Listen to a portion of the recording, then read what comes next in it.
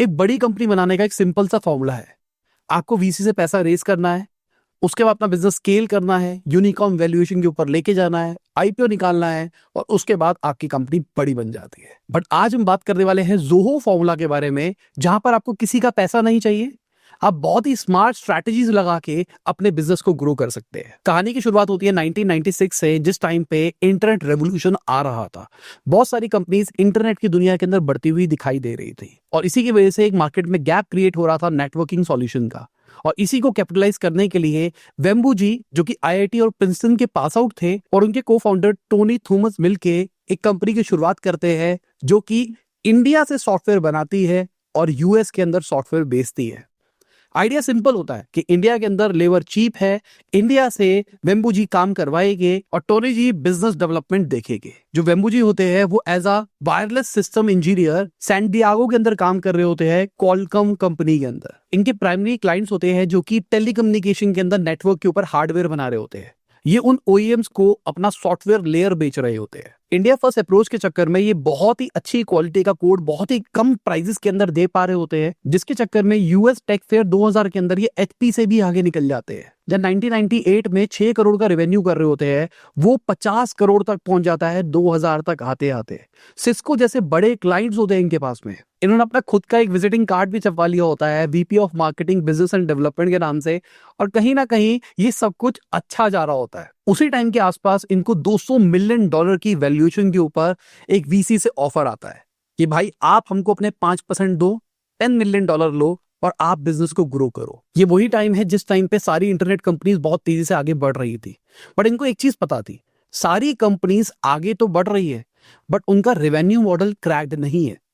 वो बिजनेस नहीं कर रहे हैं, वो बस स्केल के पीछे भाग रहे हैं। और उनको लगता था कि अगर हमने पैसा ले लिया तो हमको भी इसी स्केल के पीछे भागना पड़ेगा, जिसकी वजह से बिजनेस सस्टेनेबल नहीं रहेगा। अगर उस टाइम के सिचुएशन के हिसाब से देखा जाए तो स्टेप अच्छा नहीं था। कहीं ना कहीं अगर आपको सामने से पैसा ऑफर हो रहा है तो अपनी ग्रोथ को आप एक्सेलरेट कर सकते हो। बट वेम्बू जी ने अपने गट के ऊपर ध्यान दिया और यही हुआ। जो .com बन रहा था वो बस्ट हो गया। नैस्डैक एकदम क्रैश होता हुआ दिखाई देता है। जहां इनके पास में 150 क्लाइंट्स थे, वो 3 रह जाते हैं। तो देखा जाए तो कंपनी को आइडियली बंद हो जाना चाहिए था, क्योंकि इनके पास क्लाइंट्स तो थे ही नहीं, बिजनेस तो रन हो ही नहीं सकता था। बट यहाँ पर कुछ चीजें होती है जो इनके लिए काम करती है। सबसे पहली चीज, कंपनी के पास कोई डेट नहीं होता है, उनको किसी की उधारी नहीं देनी होती है। कंपनी ने किसी से पैसा रेज नहीं किया होता है तो कोई नया प्रेशर नहीं होता है। इसके अलावा कंपनी के पास में बहुत सारा कैश रिजर्व होता है, जिसकी वजह से अपनी टीम को सैलरी दे पाते हैं। एक ऐसी सिचुएशन जहां पर कंपनी के क्लाइंट्स एकदम खत्म हो जाते हैं, कंपनी अपने किसी भी एम्प्लॉय को नहीं निकालती है। कंपनी बस एक हाइबरनेशन मोड के अंदर चली जाती है। वेम्बू जी को समझ में आता है हमारे पास में बहुत ही अच्छा टैलेंट है, इनसे हम कुछ ना कुछ तो कर ही लेंगे। 1 साल के बाद में रियलाइज होता है कि जो हमारे एग्जिस्टिंग क्लाइंट थे अब वो वापसी नहीं आने वाले, हमको कुछ और करना पड़ेगा। इस चक्कर में 2002 के अंदर कंपनी वेब एनएमएस शुरू करती है, जहां पर जो स्मॉल मीडियम बिजनेसेस होते हैं उनको आईटी मैनेजमेंट सर्विस दी जाती है।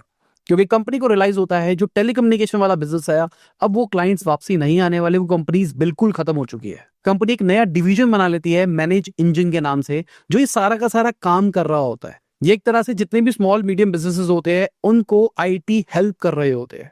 उनको जो भी टेक्नोलॉजिकल हेल्प चाहिए ये उनको प्रोवाइड करके दे रहे होते हैं। देखते ही देखते मैनेज इंजन सक्सेसफुल होता हुआ दिखाई देता है, प्रॉफिटेबल होता हुआ दिखाई देता है। फॉर्च्यून 500 में से 60% कंपनीज इनका यूज भी कर रही होती है। बेसिकली जो वेब एनएमएस होता है वो एक तरह से सीड इन्वेस्टमेंट देता है मैनेज इंजन को, जिससे मैनेज इंजन स्केल होता हुआ दिखाई देता है। इन बिटवीन 2002 के अंदर ना कंपनी ने .com बबल फटने के बाद में एक डोमेन एक्वायर किया होता है। एक कंपनी होती है जो बंद हो चुकी होती है बट उनका डोमेन कंपनी को बहुत अच्छा लगता है, zoho.com। कंपनी उसको एक्वायर कर लेती है $5000 के अंदर। 2005 के अंदर पहला क्लाउड बेस्ड सॉफ्टवेयर निकाला जाता है उस zoho.com के अंडर, जिसका नाम रखा जाता है जोहो CRM। देखते देखते 1-2 सालों के अंदर कंपनी लाइन लगा देती है प्रोडक्ट्स के। सबसे पहले जोहो प्रोजेक्ट्स निकाला जाता है जो कि प्रोजेक्ट मैनेजमेंट के लिए होता है। उसके बाद में शीट निकाला जाता है, शो निकाला जाता है, जोहो डॉक्स निकाला जाता है, जोहो मीटिंग निकाला जाता है, फिर जोहो मेल निकालते हैं, जोहो इनवॉइस निकालते हैं। तो 2008 आते आते कंपनी के पास में बहुत सारे अलग अलग सॉफ्टवेयर हो चुके होते हैं, जो कि एक स्मॉल मीडियम एंटरप्राइज के लिए बहुत बढ़िया चीज होती है। तो अगर आप समझोगे यहाँ पे बहुत ही स्मार्ट चीज निकल के आ रही है। मैनेज इंजन के थ्रू उन्होंने कंपनी के साथ डायरेक्टली इंटरनली काम किया, वहां से लर्निंग ली, अब उस लर्निंग को यूटिलाइज करके कंपनी ने अपने खुद के क्लाउड बेस्ड सॉफ्टवेयर बनाना शुरू करे। और हम बात कर रहे हैं 2002-3 की। 27 मई 2009 के अंदर कंपनी डिसाइड करती है कि it's time to transform the business. तो कंपनी को रीब्रांड किया जाता है, जोहो कॉर्पोरेशन नाम रखा जाता है। अब कंपनी के पास में 3 अलग अलग वर्टिकल्स हो चुके होते हैं। एक वेब एनएमएस जो कि ओरिजिनल ओईएम्स को बिजनेस प्रोवाइड कर रहा होता है, मैनेज इंजन जो कि एंटरप्राइज आईटी मैनेजमेंट है, और zoho.com। आज अगर इनकी वेबसाइट के ऊपर जाते हो तो ऐसा लगता है कि चैट जीपीटी से पूछते हैं कि भाई आज कौन सा प्रोडक्ट बनाए, वो वाला प्रोडक्ट बना लेते हैं। एक स्मॉल मीडियम एंटरप्राइज को कुछ भी चाहिए, आज वो लगभग सारी चीजें ऑफर कर रहे हैं। मुझे आज भी याद है, सबसे पहले मैंने जोहो प्रोजेक्ट्स यूज किया था, फिर जब मैंने अपने काम के अंदर कोई प्रोडक्ट अप्लाई किया था वो था जोहो बुक्स। मेरे पापा का बिजनेस है और उसके अंदर अकाउंटिंग के लिए टैली यूज होता था, बिजी नया नया आ रहा था। तो मैंने पापा को बोला कि पापा क्लाउड बेस पे क्यों नहीं चलते, क्योंकि मैं एक डिजिटल मार्केटिंग बैकग्राउंड से आ रहा था। तो मुझे लगा कि इस टाइप का सॉल्यूशन चुनना चाहिए। मुझे अभी भी याद है 2015-16 के आसपास मैं जम्मू गया हुआ था पापा के साथ में बिजनेस ट्रिप के अंदर। तो वहां पर कंपनी वालों ने बोला कि आपका बिल अभी तक हमारे पास आया ही नहीं है, अगर आप बिल नहीं देते हैं ना तो पेमेंट नहीं मिलती है। तो हम बेसिकली पेमेंट कलेक्ट करने के लिए गए होते हैं। तो वहां पर मैं जोहो की ऐप खोलता हूं फोन के अंदर और उसके बाद में उनको दोबारा से वो मेल करता हूं। ऑल्दो उनके पास में मेल गया होता है, पर कंपनी कोशिश करती है चीजें डिले करने की। तो मैं कंपनी को उसी टाइम पे मेल करता हूं, मैं कहता हूं प्रिंट निकालो, मैं इस टाइम पे साइन करके तुमको दे देता हूं। तो मैं हाथ की हाथ पेमेंट लेके आता हूं और मेरे पापा एकदम मेस्मराइज हो जाते हैं कि भाई ये क्या हो रहा है। जो इनका प्रोडक्ट है जोहो प्रोजेक्ट्स, उससे इंस्पिरेशन लेके हमने अपना खुद का इंटरनल टूल बना रखा था जहां पर हम अपनी कंपनी के सारे प्रोजेक्ट मैनेजमेंट के काम करते थे। और जितने भी मेरे डिजिटल मार्केटिंग के स्टूडेंट्स होते थे सबको मैं कहता था कि भाई अपना फ्री में ईमेल बना लो जोहो मेल के ऊपर। स्टार्टिंग के अंदर ही एक ईमेल फ्री दिया करते थे, मतलब अगर आपके पास में कोई डोमेन है ना तो आप उसका पर्सनलाइज ईमेल बनवा सकते थे कंप्लीटली फ्री। अभी भी बहुत कम प्राइस के अंदर ऑपरेट कर रहे हैं, बट उस टाइम पे कंप्लीटली फ्री हुआ करता था। तो 2019 तक कंपनी बहुत ही तेजी से ग्रो करती है और 2019 के अंदर ही वेम्बू जी डिसाइड करते हैं कि भाई मैं इंडिया आ रहा हूं परमानेंटली। अभी तक वो सैन फ्रांसिस्को के अंदर बे एरिया के अंदर अपनी वाइफ और अपने बच्चे के साथ में रह रहे होते हैं, बट अब वो डिसाइड करते हैं कंप्लीटली इंडिया में आने का। अब यहाँ पे कुछ कंट्रोवर्सीज है। उनकी वाइफ का कहना है कि वो उनको छोड़ के चले गए, वेम्बू जी का कहना है कि वो अपनी फैमिली को साथ ले जाना चाहते थे बट फैमिली वाले साथ नहीं चले। ये वही टाइम है जिस टाइम पे ट्रांस नेशनल लोकलिज्म नाम का एक वर्ड मार्केट में बहुत ज्यादा सर्कुलेट कर रहा होता है कि हम इंडिया से काम करेंगे, इंडिया में प्रोडक्ट बनाएंगे, छोटे रूरल एरिया से प्रोडक्ट बना के उसको ग्लोबल लेवल के ऊपर स्केल करेंगे। बेसिकली कंपनी ने 2011 के अंदर टेंकासी के पास में अपना एक ऑफिस स्टैब्लिश किया होता है जहां पर टीम काम कर रही होती है और ये फ्लैगशिप कैंपस बन गया होता है वेम्बू जी की रूरल विजन का। और इसी चक्कर में वहीं पे मूव करते हैं। बहुत सारी उस टाइम पे फोटोज भी सर्कुलेट होती है जहां पर वो लुंगी के अंदर साइकिल के अंदर घूम रहे होते हैं।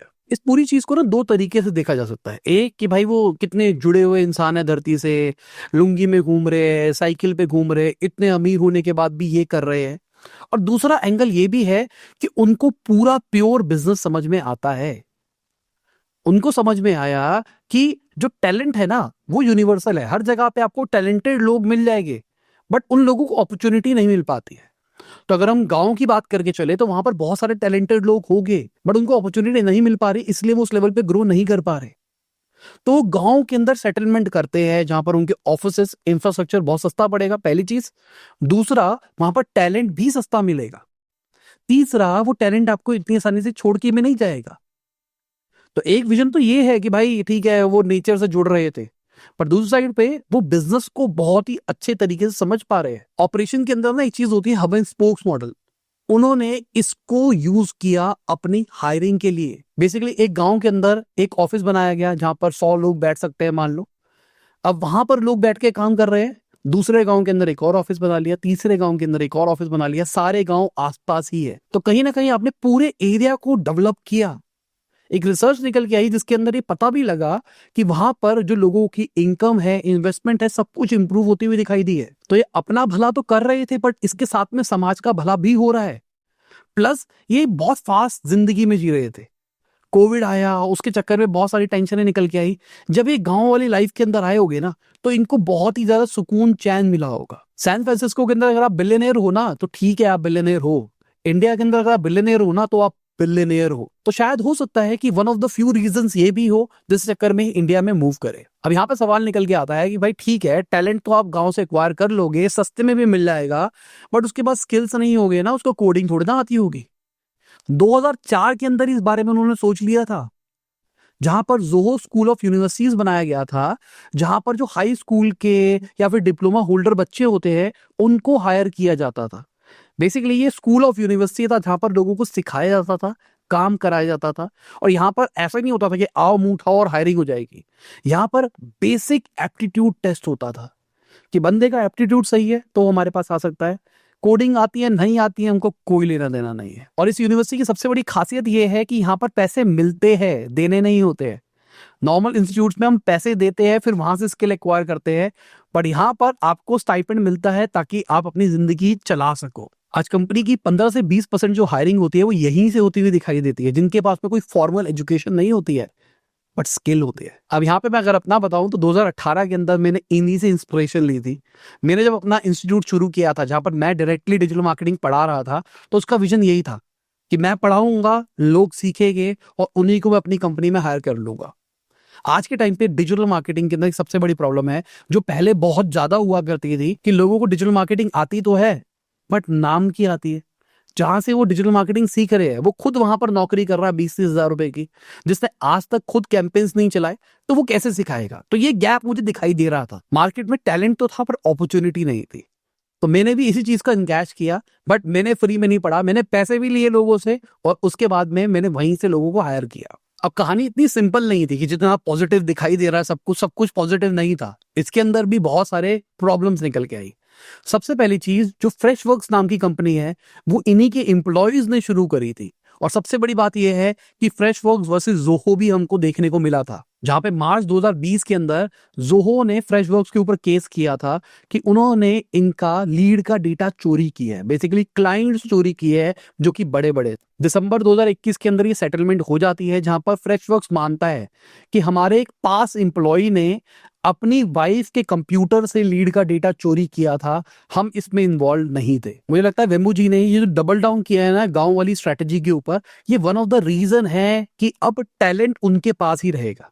आप समझो, आपको शहर के अंदर किसी को 50,000 की सैलरी देनी है पर गांव के अंदर 25,000 के अंदर भी वो बहुत अच्छे लेवल पे सर्वाइव कर सकता है।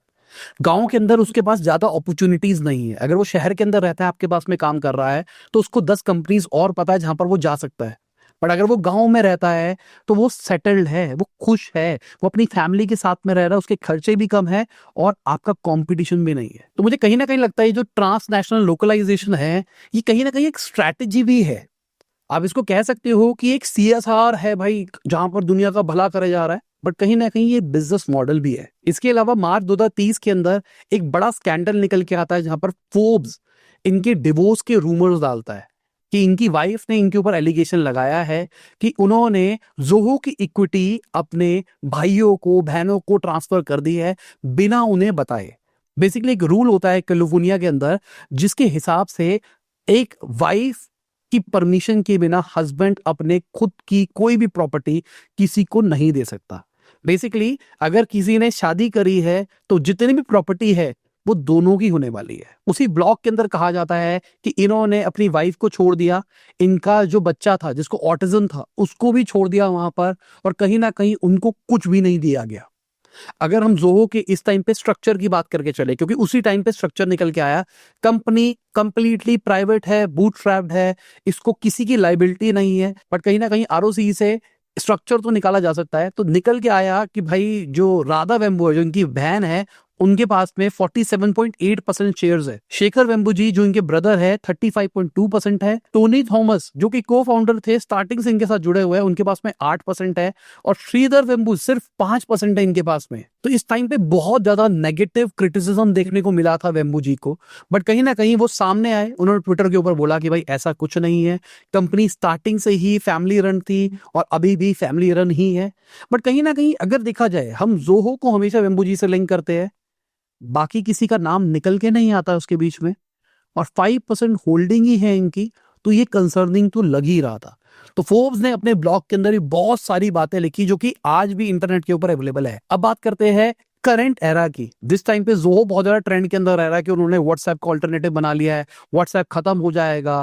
प्लस जो इंडियन गवर्नमेंट है वो इस टाइम पे जोहो मेल के साथ में टाई अप कर रही है, तो जितने भी मेल सर्विसेज होगी अब इंडियन गवर्नमेंट की जोहो देखने वाला है।